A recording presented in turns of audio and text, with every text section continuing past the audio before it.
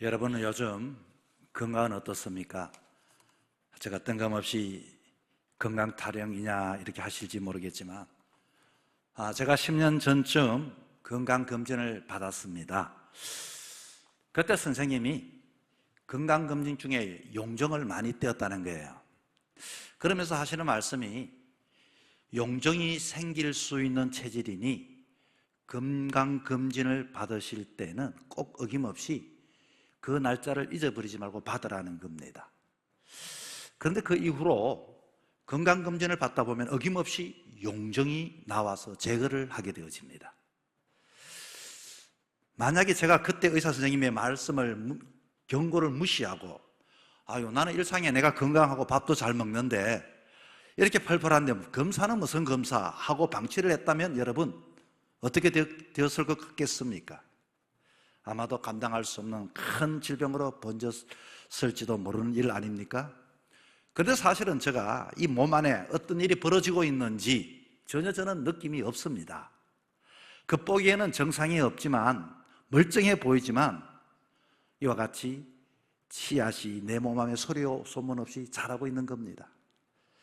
여러분, 이것은 오늘 현대인들이 모두가 다 똑같습니다. 겉으로는 여러분이 멀쩡한 옷을 입고 이와 같이 멋진 간판을 달고 때로는 그와 같이 사람들에게 부름의 대상이 되기도 하지만 그 사람들의 내면을 들여다보면 모두가 정말로 알지 못하는 아픔이 있고 눈물이 있고 고통이 있고 많은 이야기거리를 남들에게 말하지 못하는 이야기거리를 마음에 품고 살아갈 때가 많이 있습니다.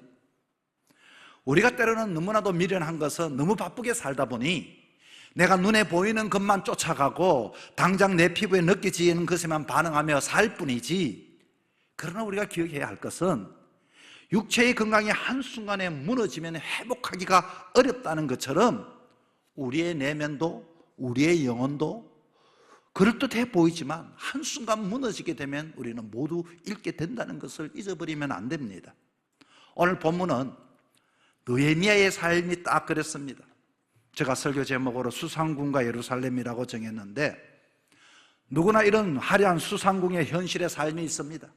남들이 볼 때는 저 사람은 무슨 걱정이 있을까? 저 사람만큼 살았으면 좋겠다. 나름대로의 그와 같은 편안한 삶, 걱정 없는 삶. 그러나 이 수상궁의 삶뿐만 아니라 인간에게는 또 다른 삶이 있습니다. 모두가 고향인 예루살렘에 이와 같은 처지와 형편의 삶이 있다는 것입니다. 나의 내면과 여러분의 영혼의 삶의 터인 이 예루살렘, 느헤미야라고 하는 사람은 페르시아 제국에서 가장 화려하고 안전한 요센 수상궁에 살고 있었습니다.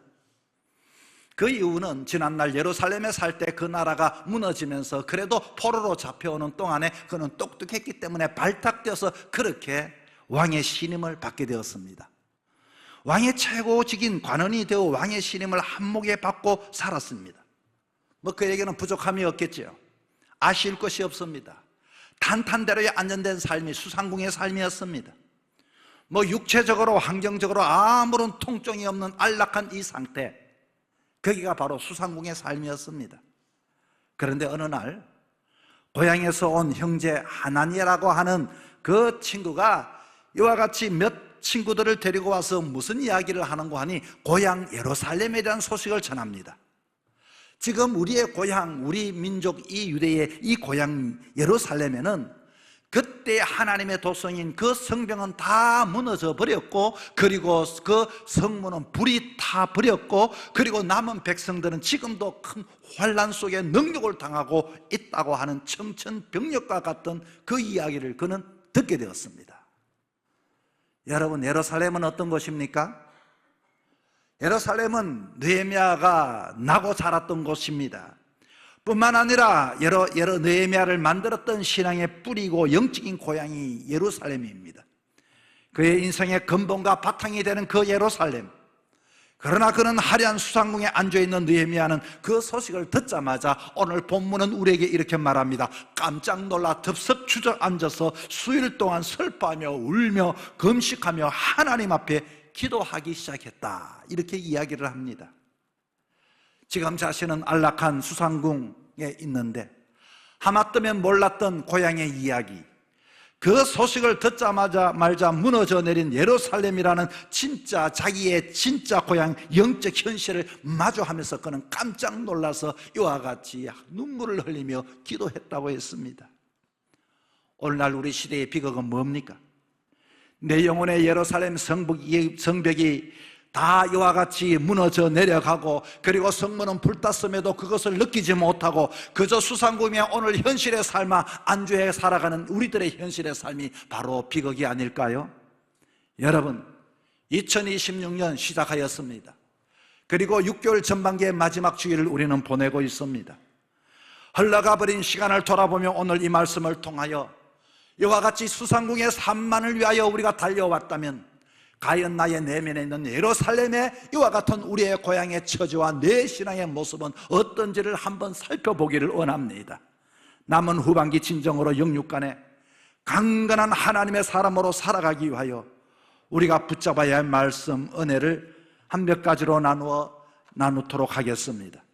첫째는 우리가 다시 한 번 더 영적인 고향 예루살렘을 회복하기 위하여 영적인 민감성을 회복하며 살아가는 사람들이 되어야 합니다. 얼마 전에 TV 프로그램의 내용입니다. 평소에는 이분이 너무나도 건강하고 감기 한 번 걸린 적이 없이 늘 해외 출장으로 바쁘게 살았던 중년의 남성 이야기입니다. 그런데 이분이 병원에 지금 누워 있습니다. 이분은 스스로 체력에는 자신감이 넘쳐서 매일 밤낮 없이 정신없이 열심히 살았습니다. 그런데 어느 날 이분이 치과를 갔답니다. 치과를 가서 이와 같이 그렇게 치료를 받다가 그 치과 기계 하나가 그만 입에 톡 떨어져서 목구멍으로 넘어가 버린 겁니다. 아이고, 큰일 났습니다. 그래서 그걸 찾으려고 위내시경으로 이와 같이 했더니 또 더 밑으로 내려간 겁니다. 또 이와 같이 이제 대장내시경을 하게 생겼습니다. 대장내시경을 이와 같이 받아라 해도 바쁜 그 때문에 받지 않았는데 정말로 마지 못하여 대장내시경을 받게 되었습니다. 그런데 여러분, 대장에서 이와 같이 촬영을 해봤더니 그 안에, 이 대장 안에 용종이 몇 개나 있는 거 아니 23개가 쏟아져 나왔다는 것입니다. 의사 선생님은 깜짝 놀랐던 것입니다. 아니, 이걸 발견 못했다면 당신이 조금만 더 늦어 손도 쓸 수가 없을 정도로 아주 위급한 상황이었다는 것입니다. 여러분, 내 몸이 아프지 않다고 지금 멀쩡하다고 건강한 게 아니죠. 보이지 않는 곳이 다 망가져가고 있는데 미련하게 아무것도 모르게 살았던 이 사람, 그때서야 깜짝 놀라게 된 것입니다. 예수님께서는 이 세대를 보면서 탄식하신 내용이 하나가 있죠. 우리가 너희를 향하여서 피리를 불어도 너희는 춤추지 아니하고 우리가 슬피 울어도 너희가 가슴을 치지 아니한다고, 이 세대의 무감각한 영적인 상황을 예수님께서는 탄식하시고 말씀하신 적이 있습니다. 여러분, 지금 이 시대가 바로 딱 이와 같은 시대 아닙니까? 아무리 반응을 하라고 해도 감각이 다 죽어버렸습니다. 그냥 어리석게도 눈에 보이는 것만 좋으면 좋은 줄 압니다. 눈에 바쁜 것만 있으면 그것만 쫓아갑니다. 내 인생에 정말로 이와 같이 보고 알고 깨달을 본질적인 것을 다 그냥 놓쳐버리는 것이 우리들의 삶입니다. 내 영혼이 다 망가져도 썩은 문드러져도 아픔을 느끼지 못하는 영적 무감각증, 이 영적인 가난에 이와 같이 얼마나 무서운 것인데 우리는 그것을 잊어버리고 살아가는 우리들의 어리석은 모습을 우리는 알아야 합니다. 오늘 본문 느헤미야는 고향 예루살렘 성벽의 이야기를 듣자 말자, 아니 내 고향 예루살렘의 성벽이 허물어지고 성문이 이와 같이 불을 탔다는 소식을 들을 때 그는 그 자리에서 덜쩍 주저앉았습니다. 그리고서 펑펑 울면서 수일 동안 슬퍼하며 밥을 끊어버렸습니다. 그는 영적으로 살아있는 사람이었던 것입니다. 하나님의 백성이 세상 사람들에게 조롱당한다는 소리를 듣고 세상 사람들에게 학대받는다는 소식을 듣고 가슴이 찢어질 듯한 영적인 통증을 느끼며 그는 이와 같이 슬퍼했다고 했습니다. 여러분, 사탄이 가장 좋아하는 것은 무엇일 것 같습니까? 사탄이 가장 좋아하는 것은 영적으로 마비되어서 영적 용종이 23개나 자라도록 무감각한 성도들을 좋아합니다. 자기 내면은 썩어지고 자기 내면은 모든 것들이 이제 곧 죽을 각들도 알지 못하고 세상 것 쫓아가기 위하여 빨간 눈을 가지고 살아가는 그 영혼들을 사탄은 좋아하게 되는 것입니다. 느헤미야는 왜 소식을 듣자마자 대성통곡하게 되어졌을까요? 그에게는 아직도 살아계신 하나님이 계셨고 영적인 촉수를 가지고 있었고 영적인 민감성을 가지고 있었기 때문에 그는 다시 한 번 더 수상궁의 화려한 삶뿐만 아니라 무너져 있는 예루살렘을 수축하는 하나님의 사람으로 영육간의 강건한 사람이 되었던 것입니다. 여러분, 오늘 이 시간에 내 안에 있는 영적인 세포들이 어떤지를 살펴볼 수 있기를 바랍니다. 하나님, 내가 세상의 정신을 팔려서 보이지 않았던 내 영혼을 바라볼 수 있는 영적인 민감함을 허락하여 주옵소서. 지금은 여러분 영적인 무감각적으로 고통과 아픔이 없다고 괜찮은 게 절대로 아닙니다. 다시 한 번 더 세상 사람들이 보지 못하는 것을 보는 자가 들어야 합니다. 이와 같이 세상 사람들이 느끼지 못한 것을 느낄 수 있는 영적인 민감함에 하나님의 사람들이 될 수 있어야 하는 것입니다. 여러분의 예루살렘은 어떻습니까? 수상궁의 삶에만 빠져있지 않습니까? 여러분의 예루살렘의 담장이, 믿음의 담장은 무너지지 않았습니까? 여러분의 기도에 그 성문이 불타있음에도 느끼지를 못합니까? 다시 한 번 더 영적인 민감함을 가지고서 다시 한 번 더 영육간의 강건한 삶을 남은 여정의 삶도 힘있게 살아갈 수 있는 저와 여러분의 삶이 되기를 주의 이름으로 축복합니다. 둘째는, 예레미야는 이 상을 듣자마자 자기의 모든 힘을 빼버리고 하나님 앞에 엎드려 기도했던 사람입니다. 여러분, 물에 빠진 사람을 구할 수 있는 방법은 바로 그 물에 빠진 사람이 힘을 빼야만 살려낼 수가 있습니다. 살겠다고 물에 빠진 사람이 자기의 힘과 자기의 재주를 가지고 아무리 발부둥 쳐보십시오, 점점점 이와 같이 더 깊은 구렁으로 빠질 수밖에 없습니다. 온몸의 힘을 완전히 빼고 가만히 하늘을 바라보며 팔을 벌려 누워있을 때 우리들의 몸은, 겸손한 몸은 둥둥 뜨게 되는 것입니다. 이 세상의 삶도 마찬가지입니다. 내 힘으로, 내 지혜로, 내 꾀로, 경험으로 사는 사람은 여러분, 그때는 그것을, 모든 것들을 감당해낼 수 있는 듯 하지만 지나고 보니 자기 깨 넘어지는 사람들이 얼마나 많은지 모릅니다. 신앙의 영적인 원리도 똑같습니다. 인간적인 힘과 세상의 방법을 빼고 전적으로 하나님 앞에, 주님 앞에 이와 같이 느헤미야는 엎드려 주님 앞에 기도하며 주님께 모든 것들을 맡겨드렸습니다. 한국교회 눈물의 선지자라고 불리워지는 이성복 목사님의 이야기입니다. 1950년 6월 25일 전쟁이 터졌습니다. 북한군이 밀려치듯이 내려오자 온 나라가 발칵 뒤집혀졌습니다. 이들은 특별히 이와 같이 예수 믿는 사람들을 잡았습니다. 그리고 교회를 불태웠던 공산주의자였습니다. 사람들은 살 길을 찾아 피난짐을 싸기 시작했고, 당시 이성복 목사님은 따르던 성도들이 목사님을 살리겠다고 피난을 가자고 이와 같이 강건했습니다. 그러자 목사님은 다 거부하고 목포교회 예배당에 올라가 무릎을 꿇었습니다. 밤새도록 눈물을 쏟으며 하나님 앞에 기도했습니다. 그의 기도는 나를 살려달라는 기도가 아니었습니다. 하나님, 이 민족이 이렇게 범죄함을 용서하여 주옵소서. 이 민족이, 교회들이 이렇게 다 불타고 무너져 버렸는데 이 민족의 범죄함이 있었기에 이와 같이 무너진 줄 아오니, 하나님 아버지, 하나님의 교회가 불타고 성도들이 흩어졌으니 지은 죄가 있다면 나와 내 집이 주께 죄를 자복하오니 용서해달라고 기도하기 시작했습니다. 내 집의 죄를 자복하오니, 나의 죄를 자복하오니 이 무너진 제단을 하나님 수축해 주십시오. 이 제단을 주님 새로 세워 주옵소서. 북한군이 교회 안으로 들이닥쳤습니다. 목사님의 가슴에 총구를 겨누었습니다. 당신이 이성봉이요, 당신이 그렇게 유명한 예수쟁이 대장이라며 당신 정체가 뭐요? 이성봉 목사님은 나의 정체는 오직 예수요, 내 직업은 밤낮으로 하나님께 기도하는 사람이요. 총을 겨눈 군인이 기가 막혀 더욱더 총구를 그의 가슴에 밀면서 말합니다. 이래도 기도하겠단 말이요? 조롱의 질문이었습니다. 목사님은 그럼에도 불구하고 눈을 감고 기도하셨습니다. 놀라운 기적이 일어났습니다. 목사님이 눈물을 흘러 하나님을 부르며 민족의 죄를 자복할 때 그 기도의 위험 앞에 그 군인이 한참 서 있다가 온몸을 떨듯이 그냥 차마 총의 방아쇠를 당기지 못하고 교회 밖으로 나가버렸다는 것입니다. 느헤미야가 이성복 목사님과 똑같은 기도의 태도를 가졌던 사람입니다. 느헤미야는 능력 있고 실력이 뛰어난 정치가가 아니겠습니까? 그는 포로로 잡혀왔던 이와 같은 그 후세의 사람이었지만 그 남은 나라에서도 이와 같이 대제국의 왕에 가는 자리까지 끼어 올라찼으니 그의 지략과 위기 관리의 능력은 탁월하지 않겠습니까? 뿐만 아니라 자기의 위치 속에 자기의 힘과 자기의 명령과 세상적인 방법으로도 구호 물자를 보내서, 그리고 상소를 올리든 뭐든 하든 대할 수 있는 대단한 배경을 가진 사람이 느헤미야였습니다.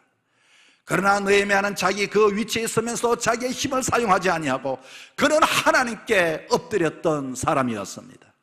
무려 4개월 동안 인간적인 방법을 철저히 배제한 채 그는 기도의 자리를 지켰던 것이죠. 오늘 읽었던 본문의 6절을 봤더니 그는 철저하게 자기의 죄를 자복했다고 합니다. 나와 내 아버지의 집이 범죄하여 주를 향하여 크게 악을 행하였나이다. 이 무너진 성벽 앞에서 저 게으른 백성들 때문이다고 남탓하지 아니하고 우리 집안의 죄 때문입니다. 그렇게 이승복 목사님처럼 눈물로 가슴을 찢고 기도하였던 것입니다. 여러분, 기도는 이것이 바로 진짜 기도인 것입니다. 뿐만 아니라 8절과 9절의 기도의 내용을 봤더니 그는 자신의 능력이 아니라 하나님의 약속의 말씀을 붙잡고서 기도를 드리고 있는 것입니다. 옛적에 모세에게 하나님 약속해 주신 말씀을 인용하며, 주님, 우리가 범죄하면 흩어지겠지만 다시 돌아와 계명을 지키면 하늘 끝에 있을지라도 다시 모아주시겠다고 약속하지 아니하셨습니까?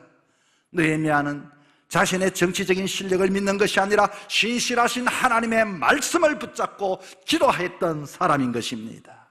사랑하는 성도 여러분, 여러분이 어떤 상황 속에 무너져 있든지, 어떤 상황에 방치되어 있든지, 어떤 곳에 고민이 있든지 다시금 주님 앞에 이와 같이 엎드려 기도할 때 하나님은 약속해 주셨습니다. 흩어진 자들을 모으시고 무너진 자들을 세워주시는 하나님의 약속을 붙잡고 기도할 수 있는 저와 여러분의 삶이 되기를 축복합니다. 인생의 무너진 성벽 앞에 내 능력이 가지고서 이와 같이 해결하는 것이 아니라 느헤미야처럼 죽게 나아가 무너진 삶의 자리를 세워가는 그와 같은 후반기의 삶이 되어지기를 축복합니다. 셋째는 눈물의 기도의 자리를 넘어서 그는 헌신의 자리로 나갔습니다. 여러분, 요즘 현대인들을 괴롭히는 무서운 심리적 질병 하나가 있죠. 요즘 보면은 뉴스에도 한번 뜨는 용어가 있습니다. 젊은이들의 용어입니다. 포모라고 하는 단어입니다. 포모, FOMO. 여러분, 이 말은 다시 말하면 세상의 유행과 성공 궤도에서 나만 뒤처지고 소외되는 것을 불안해하고 나만 고립되는 공포감을 느끼는 증후군이라고 말합니다. 남들은 돈을 앞으로 버리는 것 같은데 이와 같이 나만 돈을 버리지 못하는 것 같습니다. 다른 사람은 이와 같이 장사가 잘 되는데 나는 우리 집이 장사가 안 되는 것 같습니다. 다른 사람은 지금 앞에 가는데 나 혼자만 뒤처져 있는 것 같습니다. 남들은 웰빙이다, 힐링이다, 다 건강한데 나 혼자 병든 것 같고 나 혼자 이와 같이 모든 것에 일이 안 풀리는 것 같습니다. 이 행복의 트렌드에서 낙오자가 될까봐 전전긍긍하는 것이 포모라고 합니다. 여러분, 그런데 문제는요, 무엇이 문제인고 하니 포모를 느끼는 것에서 끝나면 안 됩니다. 문제는 정작 내 몸을 움직여 땀을 흘리거나 힘들게 운동하는 진짜 대가를 지불하려고 하지 않는 것이 더 문제인 것입니다. 여러분, 무슨 말씀입니까? 우리 교회와 신앙도 똑같죠. 수많은 성도들이 좋은 설교를 듣고 눈물을 흘리며 감동하는 예배의 기도의 자리에 뒤치지 않으려고 애를 씁니다. 그런데 참 희한한 것은 내 영혼과 이 교회를 건강하게 세우기 위해 내가 손해보고 내가 시간 내고 내가 기도하고 내 몸을 던져 땀 흘리고 내가 헌신하고 내가 희생하는 희생의 자리까지는 나가지가 않고 그냥 염려만 하고 걱정만 한다는 것입니다. 여러분, 진짜 건강한 신앙의 삶의 모습은 말로만 하는 것이 아닙니다. 반드시 누군가의 거룩한 수고와 헌신과 땀방울이 있었기에 교회가 세워졌고 공동체가 세워졌고 가정이 행복하고 누군가가 이와 같이 청소를 했기 때문에 그것은 깨끗해졌고 누군가가 수고 마당을 쓸었기 때문에 깨끗해진 것처럼 누군가의 이와 같이 삶의 자리까지 나가는 그와 같은 삶이 우리에게 필요한 것입니다. 여러분, 여러분의 가정과 일터는 어떻습니까? 가정과 일터에서 떨어져야만 무너진 성벽이 재건되는 줄 아는데 땀 흘리지 않고 몸이 가짜 건강인 것처럼 희생이 없는 영적 회복은 종교적인 영적인 사치일 뿐인 것입니다. 오늘도 말을 잘하는 사람들이 얼마나 많이 있습니까? 교회는 이렇게 해야 된다, 교회는 저렇게 해야 된다, 이래야 이와 같이 된다, 저래야 된다. 정말로 교회를 위하여, 여러분의 가정을 위하여, 나라와 민족을 위하여 얼마나 기도하고, 얼마나 헌신하고, 얼마나 참여하고, 얼마나 이와 같이 여러분이 희생해 보셨습니까? 느헤미야가 세상적인 포모 증후군에 걸린 사람이었다면 그는 페르시아 수상궁이라는 화려한 유행의 중심지에서 내 지위와 권력을 잃을까봐, 왕의 눈 밖에서 내 출세 가도가 막힐까봐 불안해했을 수도 있을 것입니다. 느헤미야는 거룩한 대회에서 나만 빠지게 되는 영적인 포모를 가장 두려워했던 사람입니다. 그러기에 그는 수상궁의 안락함을 배설물처럼 여기고 흙먼지가 가득한 무너진 예루살렘 현장으로 그는 달려갔습니다. 뿐만 아니라 말로만 사랑하는 것이 아니라 자신의 온 삶과 미래를 던지는 진짜 희생의 삶을 통하여 무너진 예루살렘 성벽을 세웠고 불탄 그 하나의 문을 이와 같이 재건하게 되었던 것입니다. 주님은 기도의 자리까지 나왔지만 우리를 향해 질문을 던집니다. 너는 세상 사람들이 물질을 쌓고 웰빙 생활하는데 나만 뒤처질까봐 불안해서 밤잠을 설치면서 왜 내 교회가 무너지고 내 가정이 불타는데 희생하거나 헌신하거나 마음 쓰지 않고 이와 같이 시간을 들이지 않는가? 때로는 내 이름이 빠질까봐 두려워하면서, 여러분, 우리는 무엇보다도 기도만 할 것이 아니라 삶의 현장 속에서 이와 같이 나와 느헤미야처럼 이와 같이 우리의 허물어진 담장을 수축하고 불탄 문을 세우는 일에 참여할 수 있기를 바랍니다. 2026년 전반기 우리는 이와 같이 하나님의 은혜 가운데 여기까지 왔습니다. 우리는 무엇보다도 뒷짐지고 바라보는 영적 구경꾼이나 신앙생활을 하지 말아야 합니다. 그저 수상궁의 삶이 우리의 삶의 축복이 아닙니다. 진정한 건강한 수상궁의 삶뿐만 아니라 나의 예루살렘, 영적인 예루살렘은 어떤지를 바라보는 삶이 되어야 하는 것입니다. 교회든 인생이든 여러분, 건강하고 위대한 삶을 우리는 살아야 합니다. 그러기 위하여 우리는 이와 같이 프로그램이나 말쟁이들의 논리가 되는 것이 아니라 느헤미야처럼 거룩한 헌신의 타이밍을 놓치지 말아야 합니다. 우리는 옷을 벗지 못하고 수고하는 사람의 땀방울 주님의 교회를 위해 내 주말을 반납하고 내 지갑을 열고 내 자존심을 꺾고 무릎으로 섬기는 거룩한 희생을 통하여서 하나님 나라의 예루살렘의 영적인 삶의 그 모든 담장이 수축되어지고 불탄 문이 이와 같이 새롭게 세워지게 되는 것입니다. 여러분, 저와 여러분이 이제 이 세상의 두려움의 두려움의 포모를 따라가는 것이 아니라 정말로 우리가 두려워해야 할 것은 하나님의 거룩한 포모인 것입니다. 내가 육적으로는 만족하지만 영적으로 이와 같이 뒤처지지는 않았을까? 내가 직분에 걸맞는 나는 삶을 살아가고 있을까? 하나님이 나를 불러주셨는데 그에 걸맞는 삶 속에서 나는 이와 같이 응답하며 살아가고 있는가? 나에게 주어질 6개월의 그 시간 속에서도 진정 나는 하나님 앞에 어떻게 살아갈 것인가를 다시금 내 자신을 돌아보면서 하나님의 사람으로 힘있게 살아갈 수 있는 저와 여러분의 삶이 되기를 주의 이름으로 축복합니다.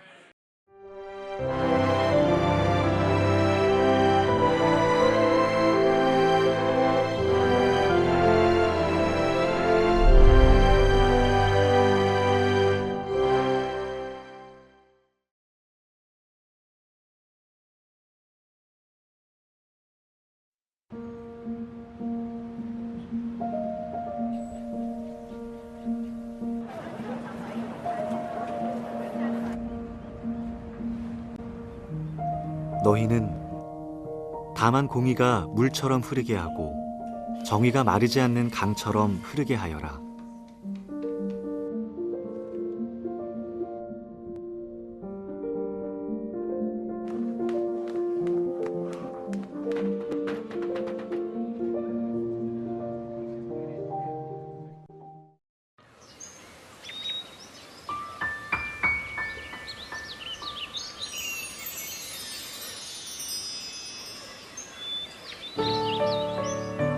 생명을 살리는 방송 CBS TV